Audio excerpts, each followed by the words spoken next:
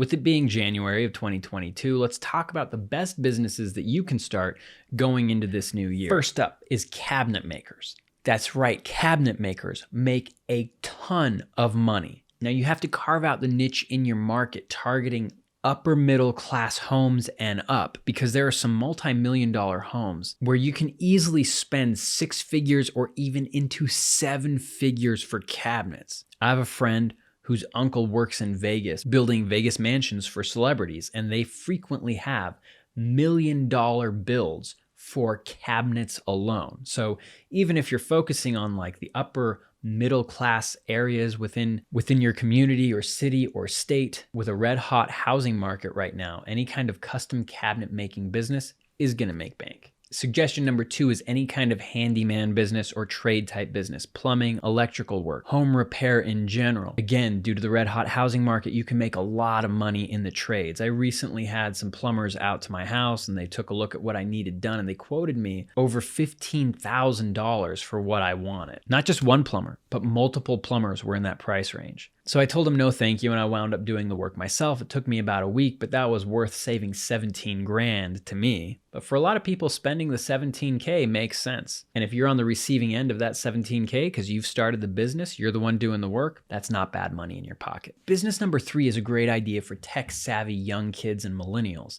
It's smart home automation and installation. Beyond just plugging in Alexa, people don't know how to make their home modern and smart and cool. I'm talking about surround sound speakers.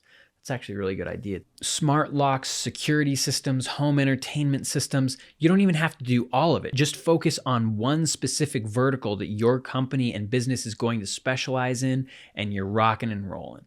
Rolling in the dough, that is. Next up is Airbnb. You got to be really careful about Airbnb because there's a lot of markets and areas where it just doesn't work, but there are a lot of people making money in Airbnb, and this is kind of a tier above the suggestions that I've brought up to this point, because Airbnb, you're learning a new market. It's more of an investment than a business. It's kind of like a hybrid. And so there's higher risk and you're dealing with real estate. So if you make a mistake, the losses could be substantial. But the fact is, Airbnb is minting new millionaires every single year. And if you have a high tolerance for risk, especially if you understand real estate to begin with, and maybe you have a background in construction, if you have all 3 of those things kind of overlapping, you could probably do really well, especially given the fact that housing prices are likely to continue to go up. See my other video for why that is. Another business idea to start in 2022 is dumpster rentals. Because we are in a red hot real estate market where builders cannot build fast enough and flippers are flipping like crazy, there's a lot of debris that needs to be hauled away from junk sites. Everything from small dumpsters to the massive big dumpsters. If you can invest in one of those and the means to transport it, you're going to have work, and it's mostly a passive job because you just drop off the dumpster and bill whoever it is that's purchasing it from you until you have to go pick it up, dump it, and drop it off for the next client. Here's one that a lot of people don't even know about. It's radon removal. Radon is a radioactive gas that seeps up through the ground and it can get into your home. And it's the leading cause of lung cancer behind smoking in the United States, the second most leading cause of lung cancer. And radon levels anywhere above 2.0, I forget what the measurement is. So there's an acceptable level of radon that you can have in your home and be able to live safely. But if it's above that, you need to install a radon mitigation system. Having done this to a property I recently acquired myself, I can tell you that radon removal can charge anywhere between $1,200 to $2,200 to install the system, and it can be installed in under a day. So if you do the math on that and you have a crew of a few people that can go do multiple installs a day, say maybe you're doing 4 installs a day at an average of $1,500 a piece, that's $6,000 a day multiplied by 5 or 6 work days in the week. You've got $1 million business in place. And it's an interesting business because people know they need to get the radon out of their living space. It's worth paying for a lot of people. Now let's talk about some side hustles that you can start, because maybe you don't want to start a full-fledged business. Maybe you don't want to go all in. Maybe you just need a little bit of extra cash at the end of every month.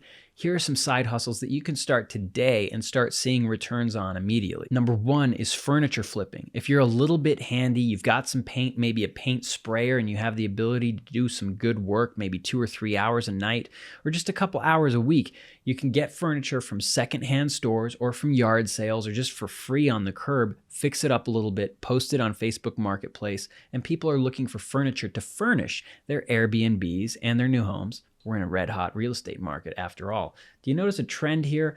I do. If it's the summertime and you're looking for a good side hustle, lawn care and landscaping is always a solid bet. Another really exciting one inspired by Gary Vaynerchuk is going to yard sales and garage sales and starting an eBay store and selling secondhand junk that you find at these places. There's entire TV shows like American Flippers and Storage Wars that are built on the premise of being able to find stuff that other people don't really realize is valuable, and you can make a lot of money doing this. It's a lot of work, but it's not work that you have to do in a cubicle, or it's something fun that you can do on the weekends to generate a little bit extra cash flow if you are stuck in a cubicle all week. And you never know, that could lead to you getting out of the corporate 9-to-5 and doing something that you actually like doing. And last but not least, I want to mention a few that you should stay away from going into 2022. Pretty much anything that has to do with the gig economy is a bad move. The problem with the gig economy that a lot of people who are desperate for money don't think about is when you're signing up for DoorDash or Uber or Lyft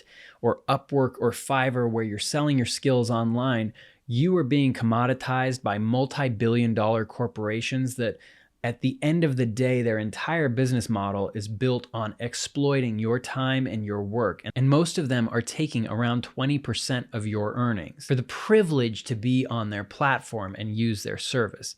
Now, this might not sound like a big deal because they bring you work pretty consistently, but if you look at the cost of your time and having to deal with all of the business expenditures yourself, maintaining your vehicle or maintaining your hardware to run your freelancing business on these platforms, whatever the case for you is, at the end of the day, you have no protections that normal employees have and much higher expenses than you should. And it gives you the illusion of being in control, but you're not actually in control of your income. This other company is. And at any moment, they can eliminate you from the platform and you're back to square one. You don't have a business because they're the business that contracted you. You don't have a client base. You don't know what you're doing. You've wasted your time essentially. So again, I'm not saying don't do it if you feel like you want to make just a couple bucks here and there, but to do it as a side hustle, as something that's going to help you achieve your financial goals, yeah, maybe do it short term, 6 months to a year, but the gig economy is one of the biggest traps and biggest threats to working class America, in my opinion. So my recommendation is stay away from those things. So there you have it, just a couple ideas, some side hustles, some businesses that you can start in 2022. Thanks so much for watching, and for more ideas on how to make money, invest that money, and grow your money, and have fun while you're doing it, subscribe. I appreciate you. Thanks for stopping by. We'll see you next time. Bye.